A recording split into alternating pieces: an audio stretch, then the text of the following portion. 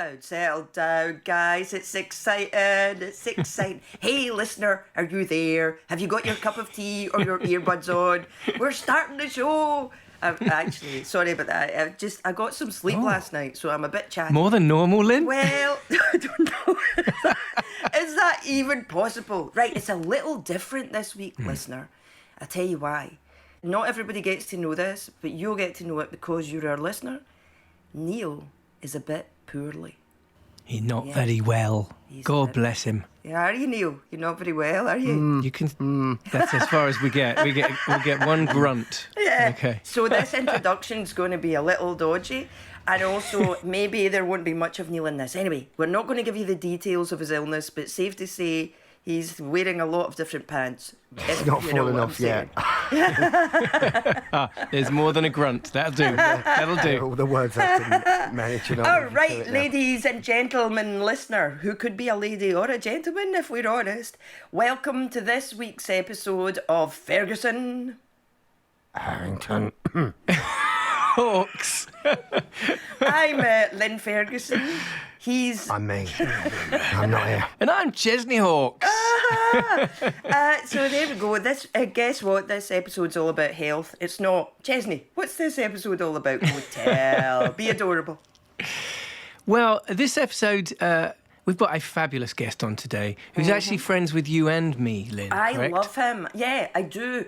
He is friends with both of us, and also Mark. In fact, Mark was a little bit miffed that he couldn't be involved in the podcast because he loves this guy so much. I know. He's so wonderful, isn't he? Yes. I've actually known this man for, 32 years now. Wow. Yeah. But you're only 34, aren't you? Aren't you 34? I'm only 28. What are you talking about?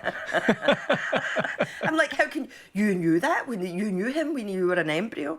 No, I love him, and I think he's got a brilliant quote this week, which is, do you have it there? I do. The quote is, "Just do your best. That's all you can do." I know. We have a few notes here. Yeah. Obviously, it's an inspirational, motivational quote, a positive affirmation. Yeah. Oh dear. Mischief agrees. I hear your dog saying that it's such best. Hey, can I ask you a question before you tell me all this brainy stuff? Hey, did Neil give you that? Did Neil give you the brainy stuff? Yeah, did he? Yeah, he did. Before? I'm looking at Neil's brainy stuff in front of me. Yeah. I'm going to read some of it. Or some of it, not all of it. I mean, I could read it all, but we could be here all... ADD? You're not ADD. No, I'm not, but I believe Neil is. Oh, you believe Neil is? Right. Neil is. Yeah. So he's laughing. Oh my God. I don't know whether that's him laughing or whether he's just panting as he goes to the bathroom. Right, go. Well, first of all, what do you think about that quote, Lynn, before we go into the brainy stuff? Oh my God, I love it. I do love it because I feel like the pressure to be better all the time is a killer. I had a discussion actually with a friend of mine, actually you know her, Miata, who deals with money, and and we were talking about listener, she deals with people who want to sort out finances, right? Mischief is I'm going to shut the door because otherwise Mischief is going to just butt in every 5 seconds. Sorry, guys. All right, okay. No, anyway, so back to the quote, right? I was talking with my friend Miata, who helps people with money, and I met her because she works with artists, creative people, helping them to not be afraid of money. And we got into this discussion about how people get into debt, and I said, well, you know, if we didn't have the idea of we have to be better than somebody, then I bet you the whole debt issue would pretty much disappear. Yeah. Do you know what I mean? Not all of it, because a lot of it is that some people just don't earn money or can't earn money or have got, like, circumstances are really difficult. But the thing of credit card debt, when people spend more than they can possibly afford, is this desire to make something the best, to make Christmas the best. Oh, I see what you mean, right? yeah. Yeah, that it's this thing of that they in themselves are not good enough. Well, we all have that critical nature, don't we? The chatty friend, you call it. Absolutely. It's all about that. We beat ourselves up. It's like, and then we give ourselves like an internal debrief, don't we? Like, of what happened. Like I could have done better, and I wish I'd have done more. Yeah. Why didn't I learn more when I was a kid? Why am I not like blah blah blah? Yeah. Why didn't I practice more at that particular thing? Or and if I'd have done this, then I'd be better. Yeah. But this thing of just do the best you can, that's all you can do, it lets people off the hook. It says what other people think of you isn't really your business. And that actually... it puts the power back into your Absolutely. hands, doesn't it? Yeah. You're challenging yourself in life. You're not there for the approval of others. And actually... And also that does come back to money, which is a lot of people believe that... how successful they are or how worthy they are is measurable by the number in their bank balance, right? And it Isn't that true for so many people? Really isn't. Yeah, for all of us, to a degree. Yeah. Apart from me, when I started, start getting chickens, and then that changes your life. You're like, well, I've got chickens, I don't care. I love your changing of nouns. Yeah. You just change pounds or dollars to chickens. To chickens, then yeah. You're going to be fine. And then you're like, oh my God, I'm 150 chickens short. You're like, okay, you are? Yeah. I love it. Anyway, sorry, I interrupted. Tell me your things. Well, there's some variations on this quote too, which the lovely Neil has provided here. Oh, poor Neil. How many pairs of pants do you think he's on? Yeah, don't throw them at me. Keep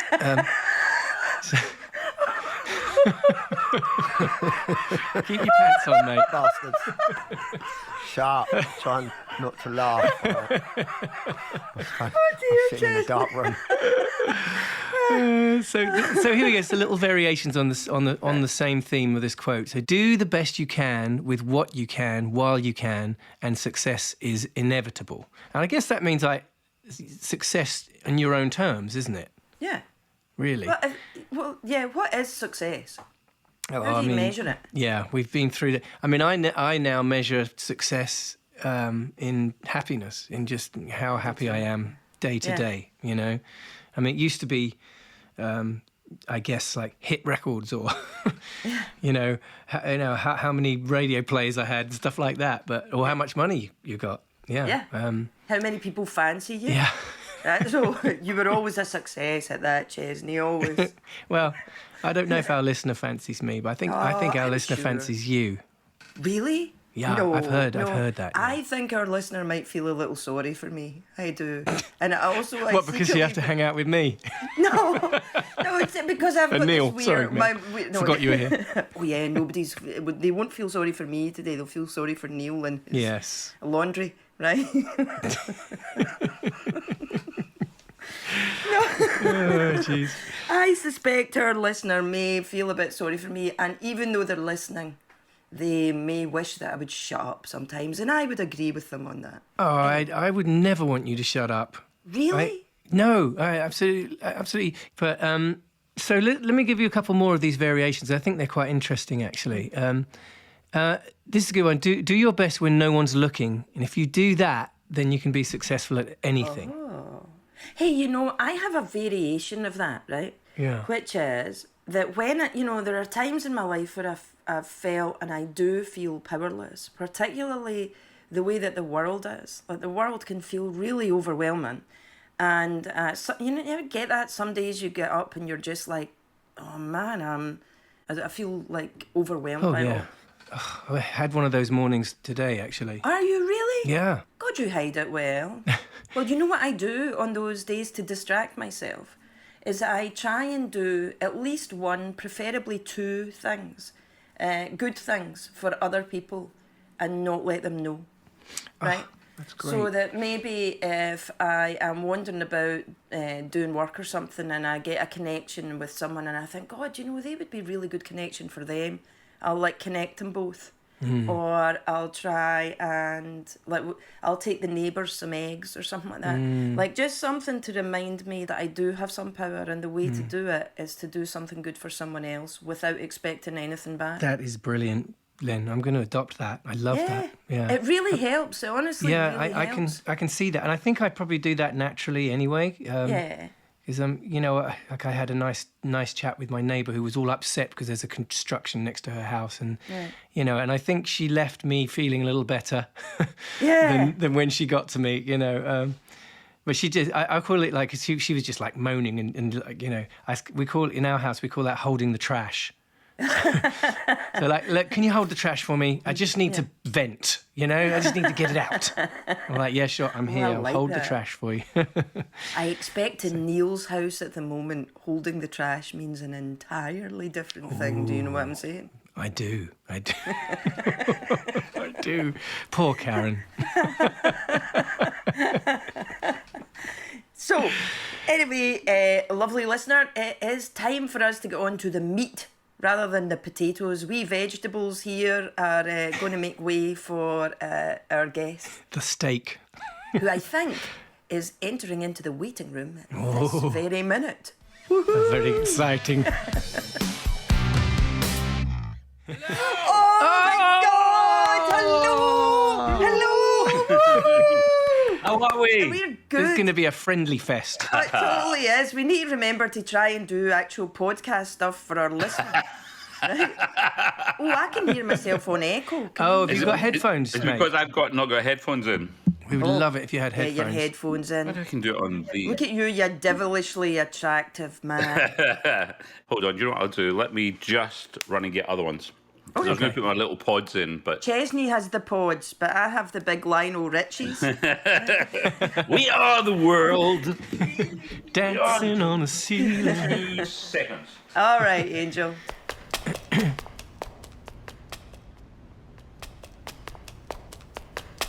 There we are. Okay, our guest today, Lynn. I know. Do you know, can I have to tell you, listener, right, that normally I Mark... hope you're not going to say what I think you're going to say. That's all I am going to say. You haven't been introduced yet. If it involves a test, then I'm not... No, Oh, no. not at this point. Not at this point, Mr. King. No, what was I going to say? No, normally, right, Mark, other half, Mark, doesn't really want involved in the podcast. He's like, away and do your podcasty things. I've got bees to look after and stuff like that. We've got bees right now. Bees and chickens and worms, just so you know. That's what the pandemic did for us. It's the worms I was concerned about. Is that Mark's just a got personal worms. problem? No, not internal worms. Oh, right. Oh, I A thought we were worm- sharing a very worm- early. No, we haven't even introduced you yet, right? Exactly. But we're having that kind of podcast, Chesney. It's the Deconstructed podcast where we didn't even introduce ourselves before I started chatting, right? I was It's all like, gone I'm horribly chatting. wrong. Neil's It has, gone into right? background, and we're like, Yeah. what are we doing? What's happening? Why are we Anyway, here? what I was saying is normally Mark wants nothing to do with the podcast. He's like, away and go and talk and give me, an hour of peace. And then he heard that you were the guest and he was like, I want to do it too. I haven't seen him in ages. I love him. Love you too, Mark. No. So let's introduce our fabulous guest, listener. Our guest today is 4-time News, Emmy and multi-award-winning TV star, best-selling novelist, film and stage actor, TV presenter, and all-round king of LA. So handsome, he outshines most of his celebrity mates, apart from me, of course. Ross King, MBE. Oh, my goodness me. That's the best introduction I've ever had today. But no, that's Listen, Ross, I'll take that. I'll take that because you have been introduced quite a few times, I would presume, in your life. I always remember, fun enough, when you introduce someone, and I'm not going to say who this is, but I was about to introduce a big star on a stage in London, and it's only ever happened to me once in my whole life, and I'd forgotten the person's name. Oh, gosh. And so I said the classic, ladies and gentlemen, will you welcome, please, someone who really does need no introduction.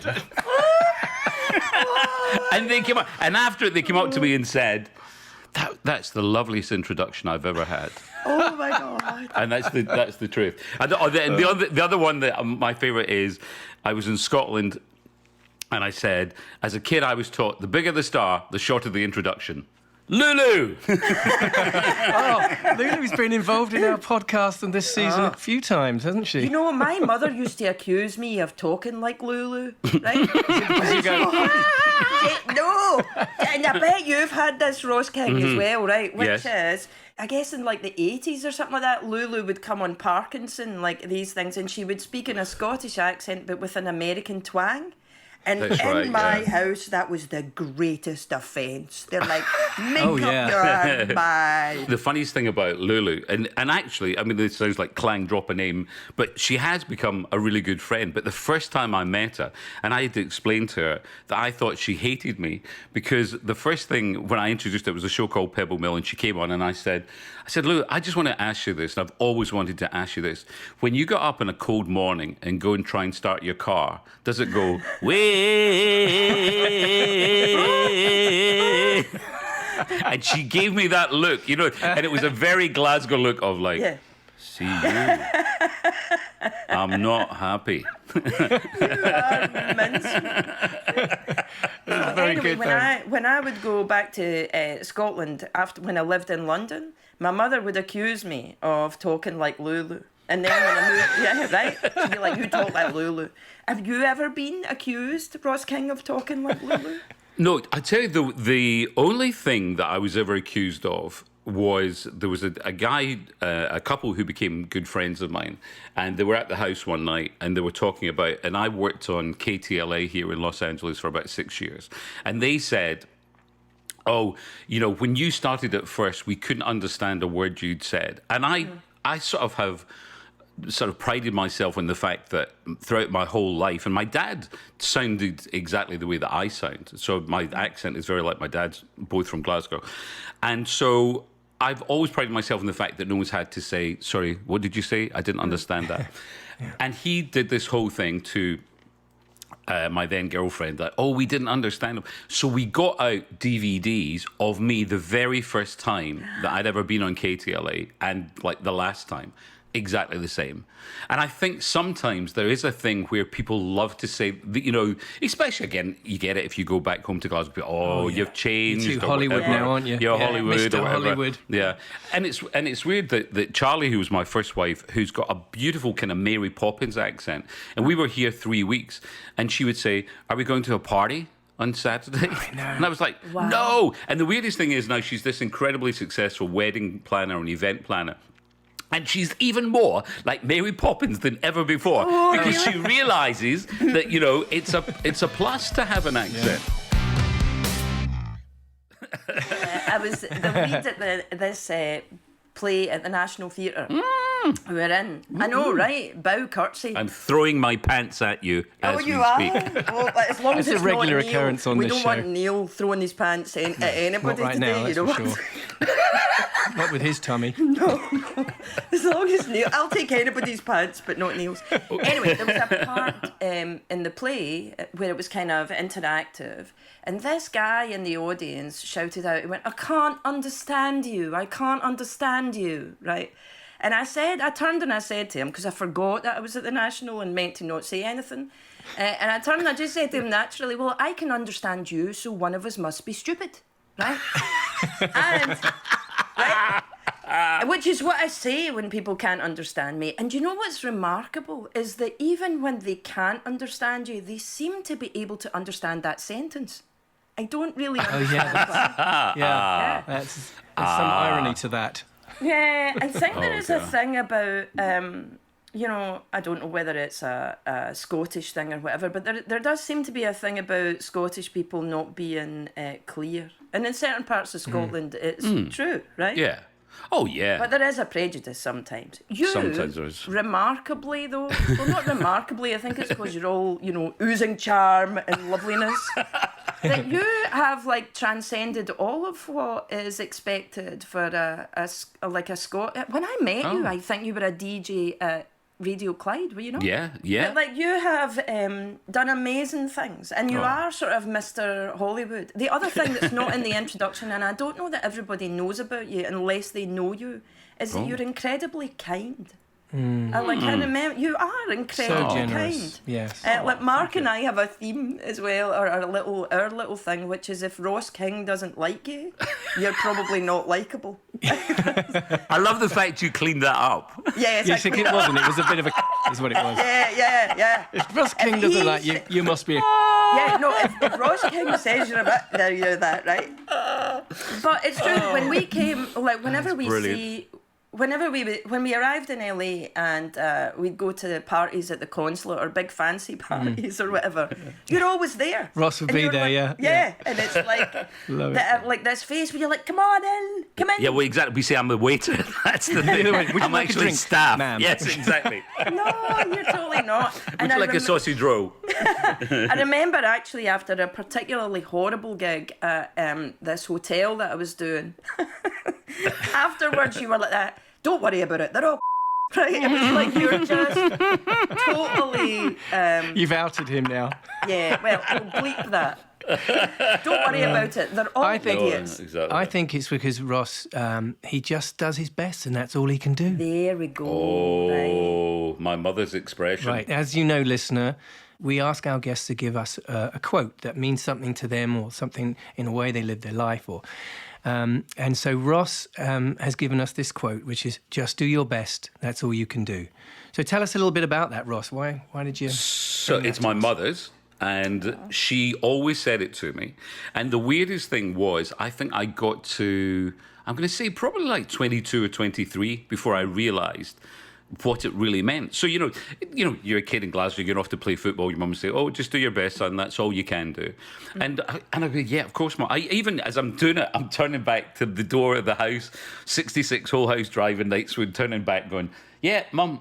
And then getting out and going, well, of course I'm going to do my best. Why would I not do my best? Right. And then I realised that to do your best, then once you've really done, and you've done everything to do your best, there's nothing more you can do. So if it doesn't go well, it's funny, like you're talking there about things not going well, and is that if you do your best, there's nothing more you can do. And so I think, especially when I came to America, if you go for an audition and you come out of it and you go, I did my best. Well, there is nothing else you can do. So if you didn't get chosen, or again at football, if we lost, but I did my best, then that was it. So you could be proud of happy. yourself. You could be, well, yeah, or just be happy within yourself. That was it. Yeah. But it's all the things that it takes to make you do your best. So I think with the football thing, I just imagine on the day I would do my best. But if I hadn't been training, or I hadn't, been eating properly, or, sleeping, etc., etc., etc., all the things that you chuck in. So again, it's like if you're doing an interview,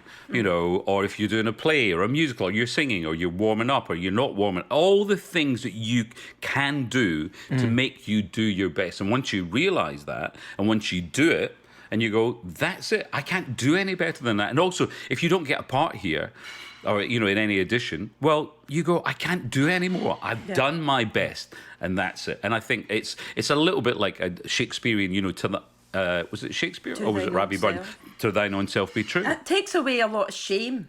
I think Yeah, that's what exactly. It does, right? Perfect. Yeah.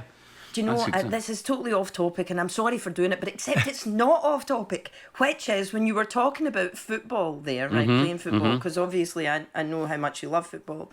But I remembered a story that you told me, which is you played football with Bob Marley, didn't you? You played Oh, football that's with Bob. right. When you were a did. kid. I remember that I story. did. Yeah, I did. So I was a kid at local Radio Clyde in Glasgow, and someone said Bob Marley was in town. I went to the concert, which was unbelievable. Oh, wow. I disgraced myself. I think I would have been 15 or 16. Yeah, probably 16, working at Radio Clyde as the Saturday boy, and then working on the sports show. And then they said, go up and interview Bob. So the night before I'd been to the concert, came out, disgraced myself, because I thought it was the first concert I'd ever been to, so the wonderful old Glasgow Apollo. And I come out, and the whole place is bum bum bum bum bum bum bum bum bum bum bum bum bum bum bum bum, and the whole place is rocking. And I come out and I go, What's that? and I, without a word of a lie, Lynn, I said, is that patchouli oil? Disgrace myself. Next day, go up and see if you get an interview with Bob Marley. He was staying at the Beacons Hotel Do you remember the Beacons Hotel, Lynn? It was up on like Park Circus, up that that nice wee place. That posh area. So I get up there and I've got my tape machine over my shoulder and How got old my were wee you at this microphone. point, Ross? 16. Okay. Oh my God. So I'm getting up there and I'm going along the street and I'm going, all right, okay, here it is. And then I walk along. And then as I'm walking along, there's guys in the street playing football and this ball rolled towards me. So having been a wee bit of a footballer, I sort of flicked it up and then kicked it back to them. And as I kicked it back to them, I looked up. It was Bob Marley. No way. That's It was Bob Marley. No And way. then Bob then said, so I joined in. We kick about in the street in Glasgow with Bob You Marley. threw your tape machine away, like, right, let's play football. Yeah, exactly. Who cares about the interview? Let's do that. So yeah.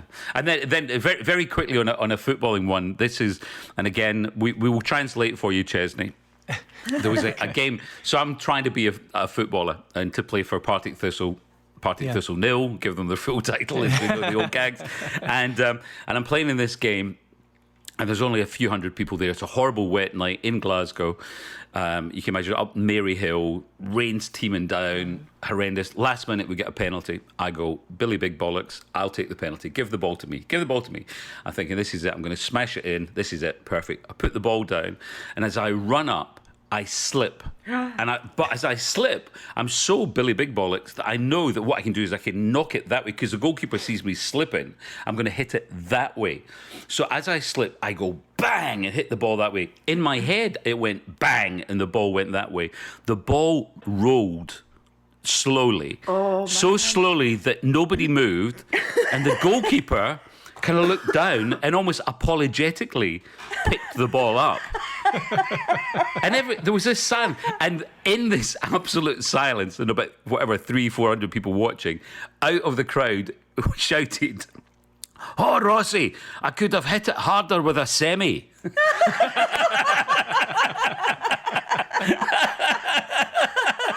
I love it. So we don't need to explain a semi to you, Chesney. No, I think I get that one. Yeah. Okay, right. But do you know let's just we can speak full and frankly here. Yes. Do you know what the Scottish word is for a full erection? Do you know the stages? Do you know the three stages? Do you know the three stages of erections? Yes, for in Scotland, yeah. The first one is it's a rubbery. Then it becomes a semi, and then it becomes a stoner. Oh, I forgot about stoners. Right, wow. wait, I mean, not that I ever knew that.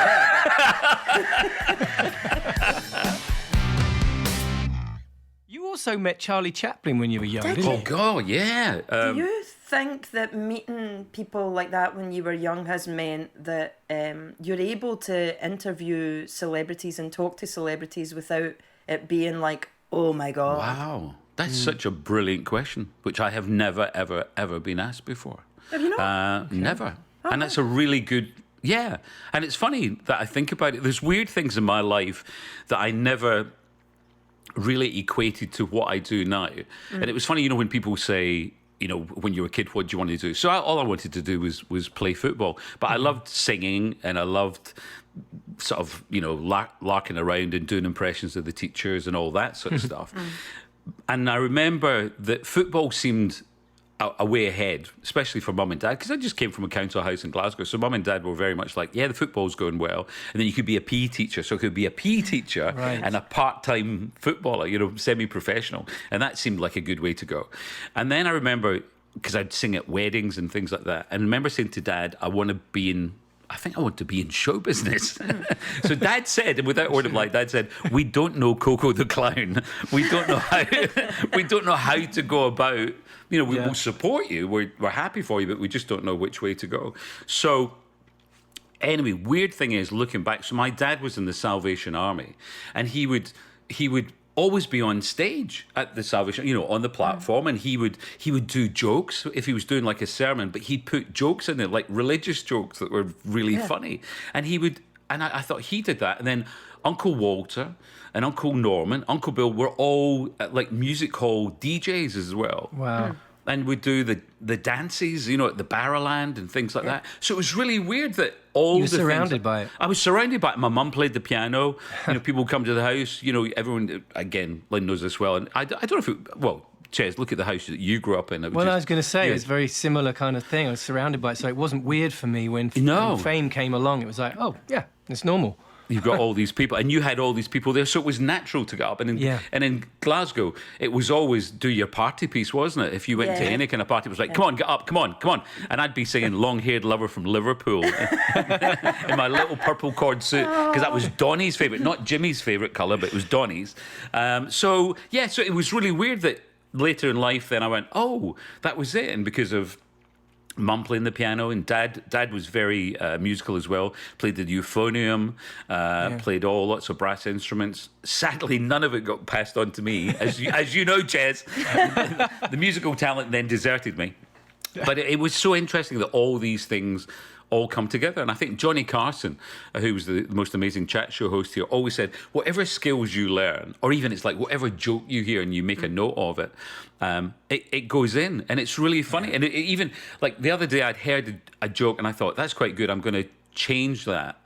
And you lock it in. And then just last night, we were talking about, I said, like, I think I'm getting a form of Scottish dementia, which is I'm forgetting everything except the grudges. I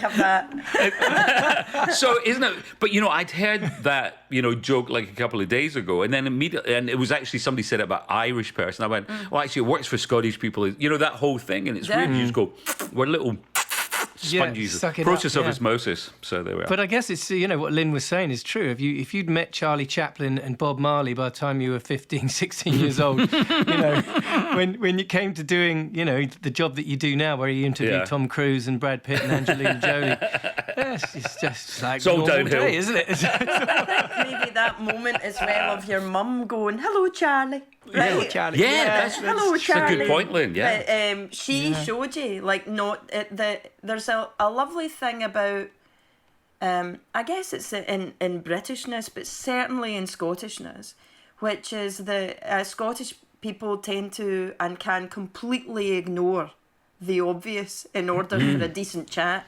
Do you know what I mean? Like, they'll just go, right, okay, oh yes, I know they're famous, but really, is this bus coming in time? Do you know about it? Right, they'll go straight to it. It's so true. I just pick it up on that.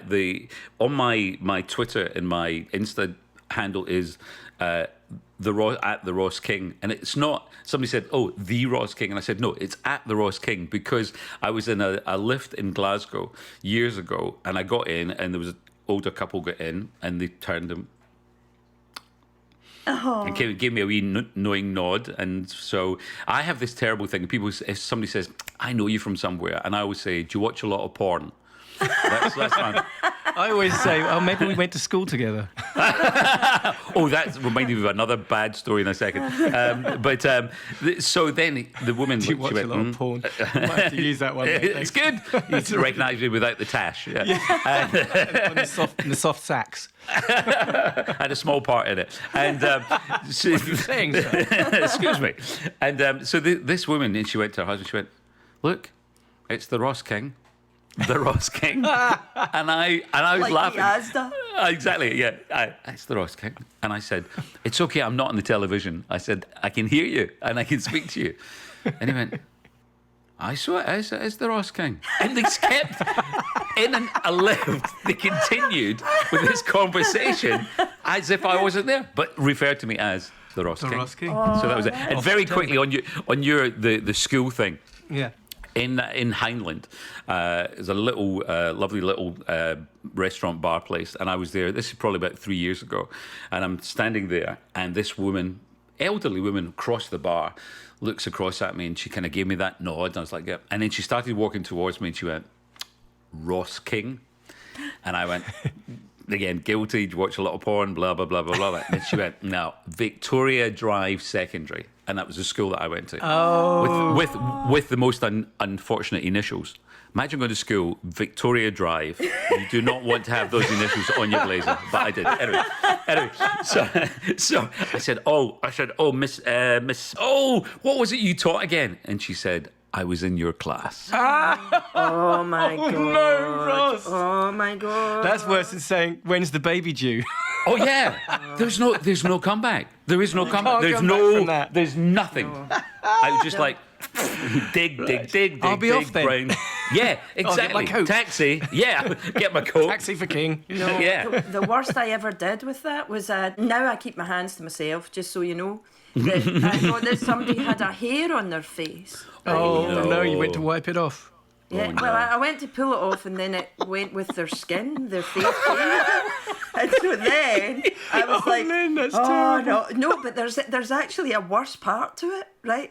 Because I said to Mark, and he thought that was hilarious and related that story. He used it as one of his stories about like how funny. And Oh, what so an it idiot carried I am. on. Like, No, he told it to the person. No! who's- oh, Yes. for God's sake. Yes. Yes. Oh, that's good. I have a good one. When my sister Keely was very little, she was in the kitchen with my mum and my mum's friend, and she was probably like 6 years old. So she's going up to this woman. And she's kind of like looking over one side of her, and then going round the other side of her like that. And the woman was like, "What are you doing? What are you looking at, Keely?" She said, "My mummy said you had two faces." That's Where brilliant. do you go from there? So Chesney, as you know, does the music. Neil, Oh, yes. when he's not dealing with whatever the Whatever adventures he's in dealing with. Stomachland, right? The Roger Kitters. Yeah. Roger Kitters. He does. Hey! Look He's at back. that. Look. Look at that. Bastard. Touching He cloth. does the keeping everything together, right? But I do story. I do a little bit of Yes. story in this. And, Oh, right. and what it is I found out, I discovered this thing through years of being, I don't know, me, that people tell stories, or they have stories running in their head that they think everybody can hear, but nobody can. Oh. And if you ask people to tell you a little story, then you can access it, right? You can hear it. Are you up for a little experiment? I love it. I love the thought of this. All right, so what I'm going to do is I've got my timer, right? I've got a wee timer Yes. there. Oh, yes, And, uh-huh. and I'm going to ask you to tell me a story, and I'm going to write stuff down, and then after it, I'm going to tell you what I hear. Okay, right. All right. And do I get any clue? Do I get any? Well, I'm going to tell you what the story is. Oh, right. Oh, got you. I'm just going to say. Not just any old story. No. No. I was going to say, like a Max Bygraves, and there's another one for the kids. Once upon a time. I want to tell you a story. I would like you to tell me the story of your name. Are you ready? Yes. Go. Okay. I started life. My full name is Derek Ross King, and I never liked Derek. There's a lot of D's in the family. My dad's David, then there's another David, then there's a Douglas. And when I was at primary school, I thought I'm going to be called Ross because I'd realised that people like Paul McCartney, James Paul McCartney, so you could use your middle name. And I sat, and you know when they used to call out the school register, okay, and then they go, Derek King, and I sat there, and the teacher went, and eventually she came out and she looked down, and she went, Derek King, and I said, my name's not Derek, my name's Ross. And she basically said, I remember she took like the desk and she went, don't be ridiculous. Your name's Derek King. And banged the desk. You know, they put the desk up and then slam it back down again. You go, nearly got my fingers missed. And so that was it. And then and a couple of friends had called me Ross. And then when I was in secondary school and I went to Hospital Radio, which is where I started DJing and things like that, I said I wanted to be always known as Ross, and that was it. And that was when I suppose it kind of became official. But the weirdest thing is, in later life, my whole family calls me Ross. Although, of course, you'll get somebody who's at school goes, I remember him as Derek. There's a wee bit of that sometimes. And then my Aunt Maureen refuses to call me Ross, but Mum and Dad would be really funny. So if you were around at the house, they would say, oh, yeah, Chesney, Ross was telling me that blah, blah, blah, blah. Derek, can you put the kettle on? So, so there's a little bit of that. But no, there's nobody now that actually calls me Derek. No, it's funny that I'm not ashamed of it at all. But it's funny, Derek, I never really liked the name. And then I also thought of Dirk Bogart is actually Derek Bogart, and Dirk is the kind of Gaelic version of Derek. So Dirk, but then Dirking sounds like you're doing something, doesn't it? Have you been dirking? Probably. There we are. Oh, wow, there we are. I think Neil has been dirking continually for the past 24 hours. I think he is. Dirking I in think his he still underpants. is, although we can't see him. He's definitely dirking behind that It camera. did say, my underpants are fully dirked.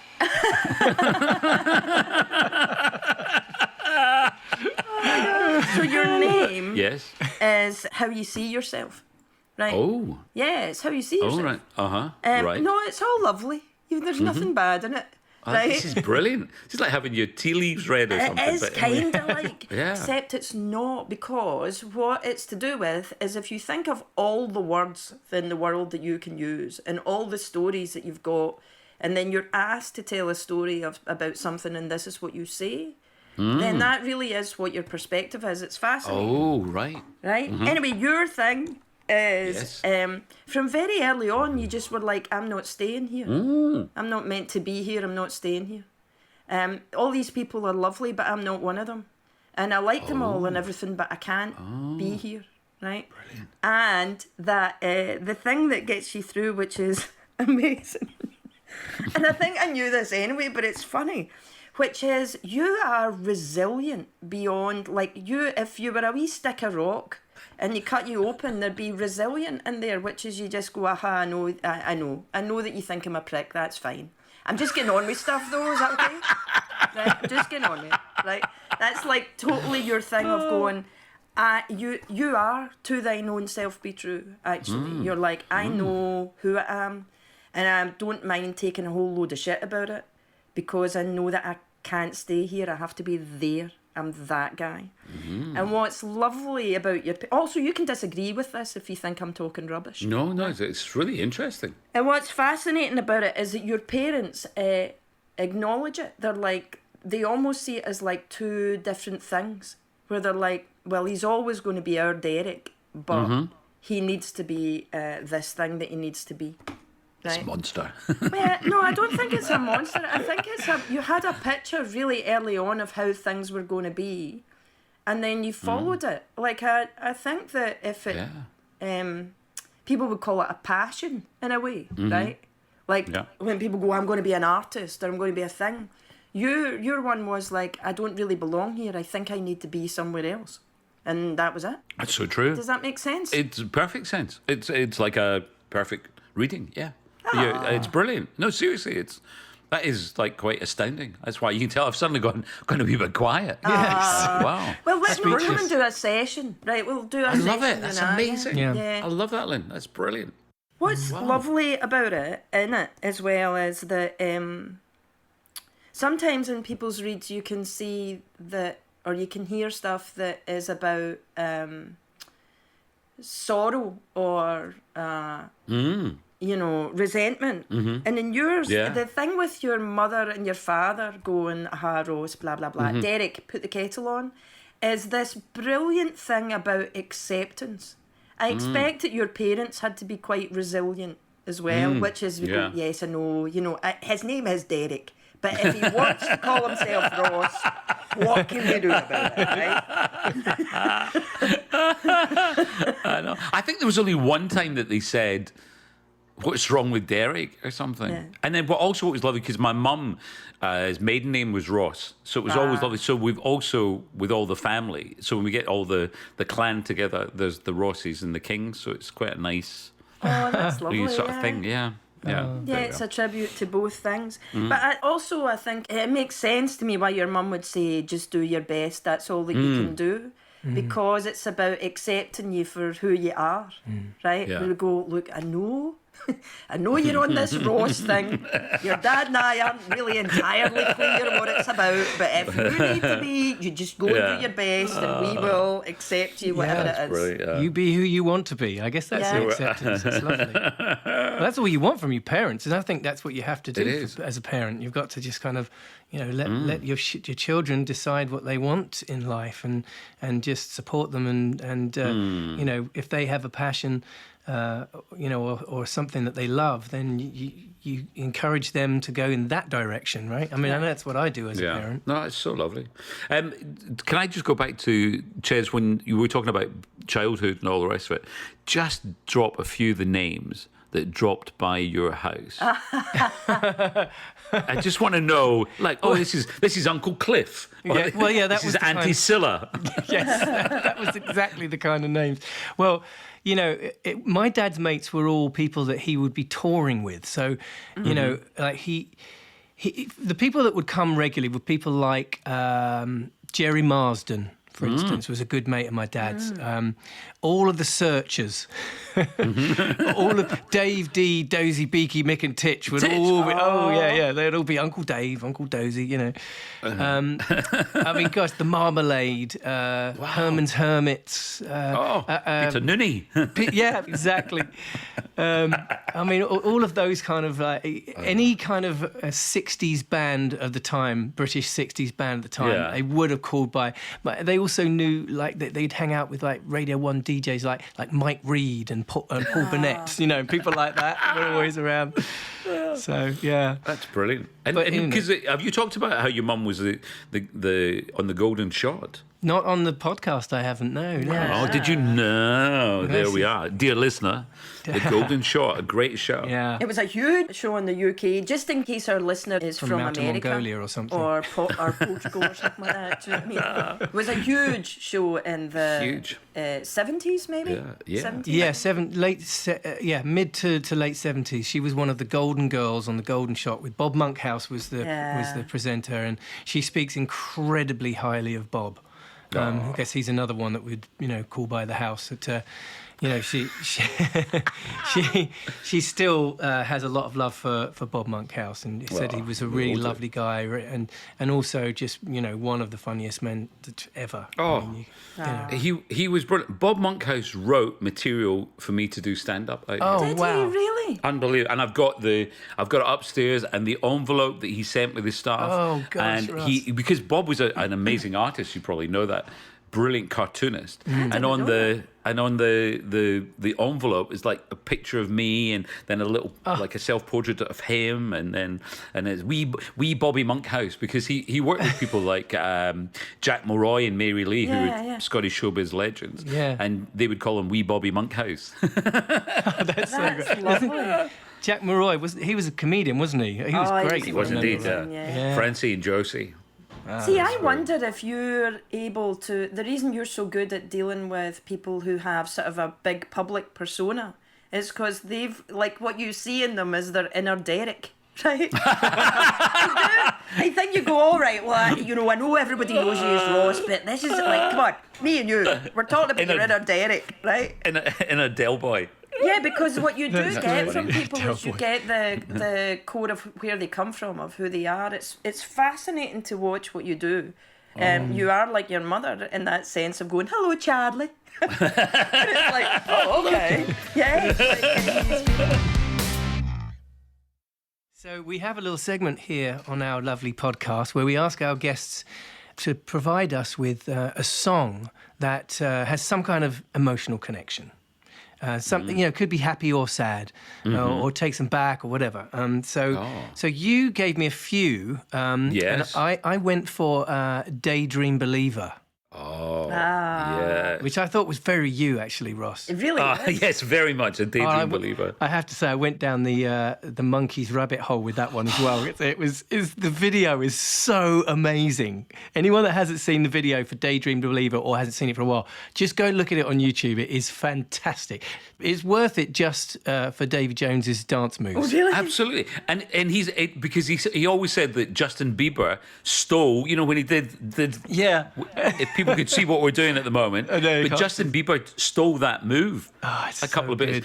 That's so funny, because I was on the plane last week and I went down the Monkeys rabbit hole. I think there's a TV show called Down the YouTube Rabbit Hole. Yeah. Oh, and I went into all these things, and I went back, and then I would find, and then when they had a comeback tour as well, when they brought out a song that was Then This Is Now, and then I'm figuring out who fell out with who and all the rest of it, and then there was an 80s thing, and Davy Jones looked even better than he did, than when they started out in the 60s. It's just a fascinating story, Yeah, fantastic. I just, you can tell, to me, the video to that record, I mean, when did that come out? 67, 68, something like that? Yeah. I mean, it could have been made now. It's just four young guys mucking about, having fun, punching each other in the arm, you know what I mean? Just trying to crack each other up. It just, I mean, I know the sets were very 60s and everything, but it could have been made now, couldn't it? It was just, and what a song, what a record, amazing. So I take that song that means something to you, and I recreate it an acoustic version for our guests in the studio. beautiful. So Ross King, just for you, this is my version of Daydream Believer. Oh, I could hide neath the wings of the bluebird as she sings. The 6 o'clock alarm would never ring, but it rings and I rise, wipe the sleep out of my eyes. My shaving razor's cold and it stings. Cheer up, sleepy Jean. Oh, what can it mean to a daydream believer and a homecoming queen? You once thought of me as a white knight on his steed. Now you know how happy I can be. Whoa, how good times start and end without $1 to spend. But how much, baby, do we really need? Cheer up, sleepy Jean.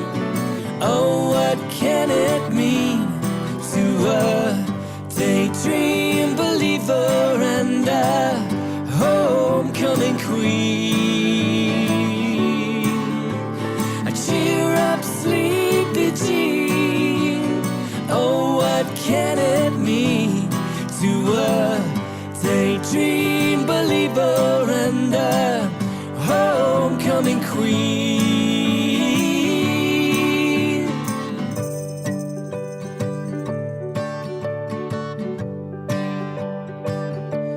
Oh, cheer up, sleepy Jean. Oh, what can it mean to a daydream believer and a homecoming queen? Cheer up, sleepy Jean. Oh, what can it mean to a daydream believer and a homecoming queen? Beautiful. Yeah. Wow. Jez, that is just perfect for your voice, isn't it? Well, I was, Beautiful. it's And your voice is perfect for that song. Just beautiful. It's one of those songs that it's. I felt like it wasn't written. It just was. It just. Aw. You know what I mean? It's one of those songs that just is part of culture. It's like Yeah. it's like listening to like Beatles songs. It's just they Yeah. weren't written. They were just breathed into life. Oh, that's a beautiful way to put it. And when I hear you sing it like that, I realise how I butcher it when I do it in my act. Oh, I want to ask you one thing because you're a fabulous songwriter as well. Well, thank you. Sir. In the when you were in that song, I think I've been singing the wrong lyrics because our good time started then. I thought it was good times started then without $1 to spend, and you sang, and our good times Start and end. start and end, Yes. which I think is nicer. So maybe Yeah. you're right and I've been wrong. Oh, And I always think it's really fun. There's some songs that everyone sings the wrong lyrics to. Oh, so God. true. And my favorite. See, here's a little test for you. Right, Barbara Streisand song. Right, memories. What's the next line? Like the Like corners, the corners of my mind. Yeah, exactly. No, the actual lyric is memory, and it's so beautiful. Memories light the corners of my mind. No way. No Oh, way. that's so much better. And isn't it beautiful? Yeah. Memories light. Oh, that's the so corners beautiful. of That just my made mind. that whole song for Yeah. me. There we It's are, doesn't it? amazing. And so you think poor Marvin Hamlish, everyone is saying, Yeah. memories Like the corners of my mind. And it's so weird. And I was talking to someone, Ches knows this well, I am fascinated by songwriters. I have such a huge admiration for them, and I want to find out, songs that they've written, why. And then you take someone like Barry Manilow, who obviously is not only a brilliant songwriter, but also just the most incredible man for production, arrangements, arrangement, just amazing stuff. But he would take songs, obviously, like Mandy, which he didn't write, which was originally called Brandy. Yes, for a dog. And then so suddenly to that, and then a brilliant Gerard Kenny song. I made it through. Gerard Kenny's song was "I Made It Through the Pain," and Barry changed it to "I Made It Through the Rain." Yeah. And it's funny, you would think from a songwriting point of view, pain's so much more emotive, but then you think, "I made it through the rain." It's suddenly more romantic and poetic, picturesque, Evocative. It's exactly. evocative. So that's why I just. Yeah, no, it's interesting. Yeah, it's very. Have you ever seen the Peter Kay stand up where he does the whole bit on getting words wrong? Yes, in songs, in popular songs. But I won't go into it because we never do it justice. But listener, if you have 5 minutes, you've got 2 YouTube things to look at: the Monkees, and you've got to go check out Peter Kay getting the words wrong in popular songs. Yeah. Charlie, my first wife used to think that Hot Chocolate sang "I believe in mirror balls." I believe in mirror balls. Mirror balls. Yeah, but if she's a wedding planner, she probably does, perfect. right? There we are. Hey, I've got a question for you. This is my last question for you. Well, I say it's my last question, but it may not. We'll be. see. Yeah, because you know how chatty I am. I start a question, then I've got another one, and then I don't know what to do. What would you say to somebody who was a Derek living in a Ross's body right now? What advice would you give them? I always think it's one word, which is tenacious. Tenacity, tenacious. Just be tenacious. And I think that probably the same for you, Lynn, as well, where we came from in Scotland. There is. We've often talked about these things, which is the tall poppy syndrome, and it's only Britain and Australia, I think, that have the tall poppy syndrome, which build people up and chop them down. But I think we've got a certain tenacity, and I think it's there, and I think it's in most people, and I don't know whether or not it's just because of where we came from, and maybe that gets a wee bit too sort of parochial, who's like us and all that sort of stuff. But there definitely is something that I think it's within most people, and I don't think everyone knows that it's there, and sometimes it needs to be kind of like, like someone needs to reach down your throat and pull it out of you and go, come on, you can do it. And that's it, it's there, and don't be ashamed of it, and don't, go for it. Really go for it. And I think that's one thing, again, because we're all fortunate enough to live here in America, is that America's definitely got that can-do attitude and that absolutely go for it, as opposed to, sometimes where we came from, you get the, don't be stupid. What do you mean you're going to write? Stupid boy. What do you mean you're going to call yourself Ross? Don't be stupid. Do you know, earlier when I said that you're incredibly kind, that actually is what I mean. Because that's how you can tell when someone's new to LA and at these parties, because you'll always find them with you, and you going, and you're going, come on, you can do it, you can do it. Like, because that's one of the things Chesney and I talked about you, that we both have in common with you, which is the amount of encouragement that you have given us since we arrived is kind of extraordinary. Yeah, but that's it's like literally you go to parties and you're like, that'll be somebody new, and the new person will go, I'm creeping up, going like that. That's the Ross King. And you're like, and then you're all like, come on, it's fine, and they're an arsehole. Don't let them bother you. Keep moving. Yeah, exactly. Come and have a cup of tea. Discuss. I think that's great advice. Yeah. Ross King, you have been adorable as a guest. But as we knew you would be, can I just tell you, you were predictably adorable in that. Well, you throw your pants at me. I love when I hear the highlights of these shows, and it's like, I'm going to throw my pants at you.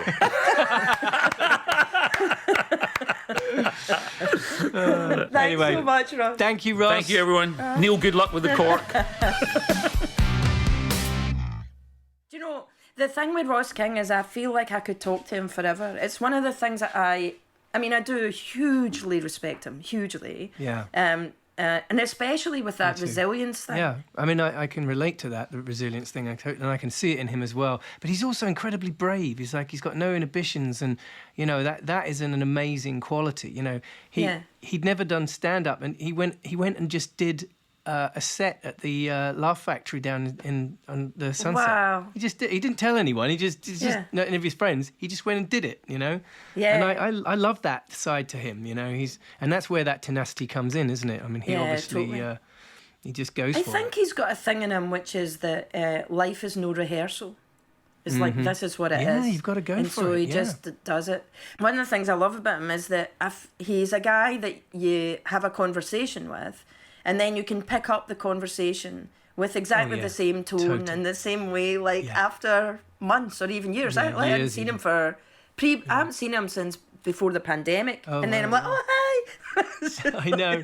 Yeah, he's definitely one of those guys. But he's also incredibly good company, isn't he? Yeah, you know, he really is. He's a funny guy, always makes you laugh. He's got great jokes and great anecdotes, and obviously, you know, interesting people that he's known over the years, and his life is you know, it's quite something when you look back on it. It's you know, he's done a lot of stuff. Yeah. Yeah. So I think this episode, if it was to have a title, the title would be Just Do Your Best. That's all that you can do. Do you think that's what it is? Or Tenacity? Tenacity, I was going to say, maybe. Tenacity Derek, maybe. Derek's Tenacity. Or you could do it like The Tenacity of Derek, which would make it sound like it was one of those kind of romantic novels written by that woman that did all the Twilights, right? Oh, The Tenacity of Derek. Derek. Yeah. He's like a lovable vampire who's trying to fight off an evil werewolf in order to... And there's a love story in there, I know it. Yeah, right? Yeah, with Lynn and Chesney, who are his team of happy vampires. Right. Oh, geez, I love it. Well, that was a great episode. I enjoyed it. I'm sure you did. Yeah, I did, and I hope you did. Well, Neil may not have enjoyed it very much. Neil, how did you enjoy that episode? Did you enjoy it? It was lovely to sit back and just listen to you be fabulous. So Ah, I you enjoyed sat it very back much. like you were sitting back anywhere.